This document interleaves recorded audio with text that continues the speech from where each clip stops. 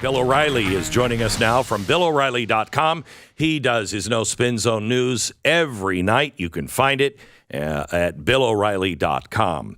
Bill, been a great week. We got a lot to talk about, but I want to remind you that we ended last week saying that we wanted to talk about the lawsuit that's going on with Fox that could be crippling to them. And I am hearing rumblings that network is coming apart at the seams on the inside. I don't know if that's true, but that's what I've heard. Well, I mean, there's a lot of angst. There's no doubt about it. The cross-examination of what Dominion put out there is definitely necessary if you want to form some kind of accurate portrayal of what happened. I know what happened, but I don't want to be in a position, and I don't think you do either, because we both work for FNC, of, bad-mouthing former employers. I don't like that position, but I can tell you that I do believe there are going to be big changes at that network, not right away, but there's a guy named David Rhodes, very quietly, that FNC hired. Did you pick that up? Yeah, David Rhodes. And why don't you explain who David Rhodes is? Former CBS News chief news guy. And the brother of his brother Ben. worked very closely with Obama. White House, yes. Yeah.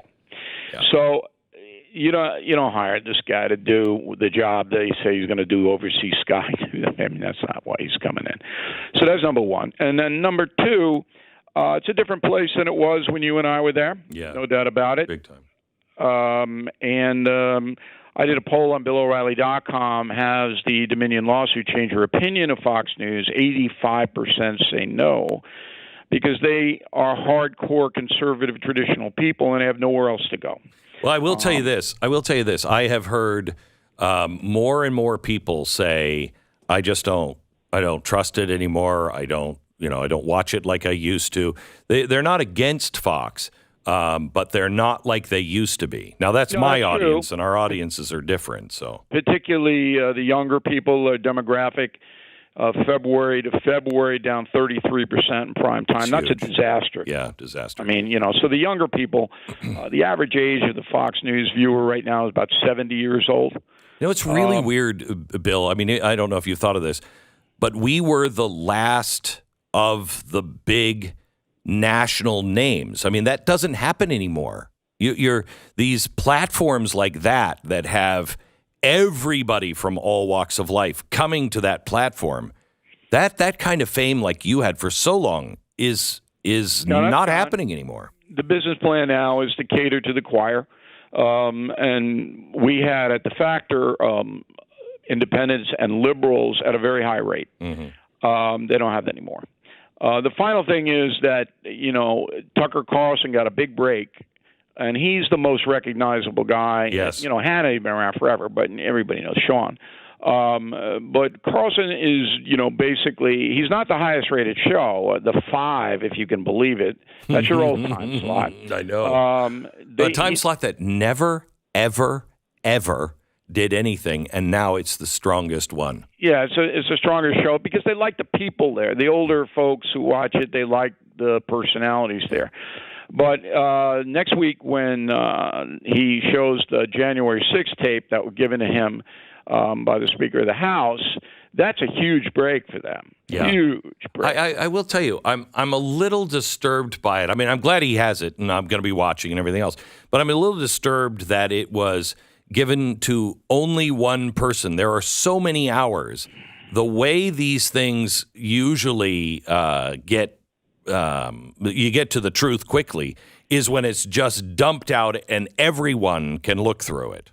Yeah, I disagree a little bit with that because if you give it to the New York Times, they're not going to report accurately about it. Now, whether Carlson does or not, I don't know, but he's going to have to show you the tape.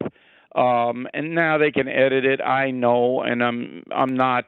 Look, I wish McCarthy had given it to me because then you get a fair play. And we're not going to, cut it so that you're not getting a real picture of it. But if he gave it to everybody, then you would get this massive propaganda hit that would just blow any of the factual part of the tape away. And McCarthy wants Fox News to be in his corner. Okay, any Speaker of the House would want that, and that's why he did it. You following the Scott Adams? Oh, yeah. Tell me about it. Are you talking about the abortion guy? Yeah, Scott Adams, the guy. Well, we could talk about that too. Scott Adams, the cartoonist. Didn't follow it. Okay. Well, Dilbert. You're talking about Dilbert? Yeah, Dilbert. Yeah. Okay. Yeah. I'm Beck. I'm on everything. Yeah. I felt, that I didn't think that was a smart move by him. Yeah, that's well said. Yeah, well said. Here's my rule. Yeah. And I'm going to make a confession on the Glenn Beck program today. I used to try to persuade people to look at race in one way or another. All right? And I had a detente with Al Sharpton. He was on The Factor. Right. I gave his organization $25,000 when they ran out of money for Thanksgiving to give turkeys away to the people of Harlem. Nobody knows that, by the way. And I tried as hard as I could try to bring detente.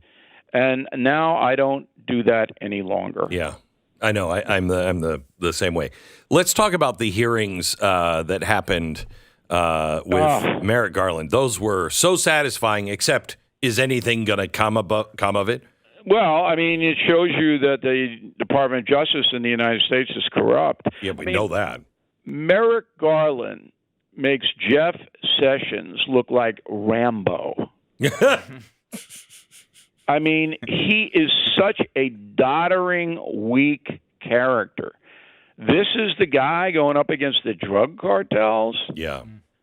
I mean, this guy, when you ask a question as simple and essential as why is it taken 3 years to investigate Hunter Biden and we still don't know the status of the investigation? And the man is like,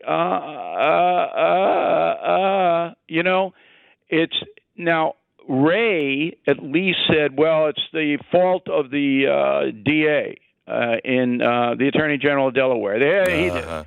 Okay, but Garland is up there, and he didn't order any arrests when he could have. Remember, he's the boss of the Justice Department.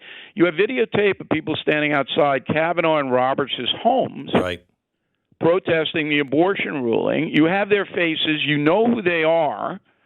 All right, and you let it go. He said that's because the marshals make that kind of a decision. But they don't make the call. I know that. That's not true. I know.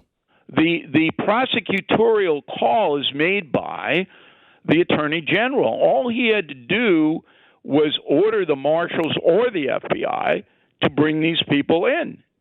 And he did not do it because the Biden administration told him not to do it, because they want to curry favor with the pro-abortion crew. So, Bill, that testimony was incredible, and clearly there were falsehoods told in it. The lady who was up for the National Archivist role, she out and out lied under oath and provable, and it was astounding, that testimony. Would any of that, do you remember the days when you wouldn't want to be called in front of Congress because Congress has so much power? If they say you're lying or whatever, they can do whatever they want to you, pretty much. And there was some fear. You got to be really careful. These people are openly lying under oath, and nothing's happening to them. Yeah, I mean, that started under Obama with his attorney general on the Fast and Furious gun thing. And they said, look, you have to turn over all. And he said, no, I'm not going to do it. Hold her. And once Congress walked away from that, that was over. It was over. So now you're right. The lawyers tell the people, the government people going in to testify in these committees, here's what you say. All right, and we can weasel you out of it if they come at you, but they probably won't. So here's what you say. I mean, we never got anything from Lois Lerner. Remember Lois Lerner, the IRS Cincinnati person who was persecuting the right-wing groups? Yeah. Nothing. So nothing with Fauci. Fauci, the lies. A little bit different. In what way? Because Fauci, he's going to hide behind, that's my opinion. All right? It was my opinion that COVID didn't come out of that lab. That's my opinion. Okay, that's what Fox is using against Dominion. It's opinion.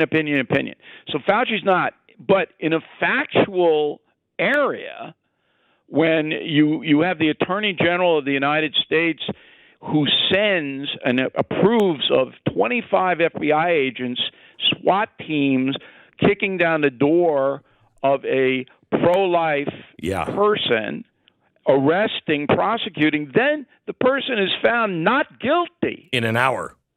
Did you see any remorse? No, none. No, he's an arrogant, dishonest, and he was almost the Supreme Court justice. I know. I thought about that the whole time. Bill O'Reilly from BillO'Reilly.com. We'll talk to you next week. Thank you so much. Bill O'Reilly. Watch his No Spin News at BillO'Reilly.com.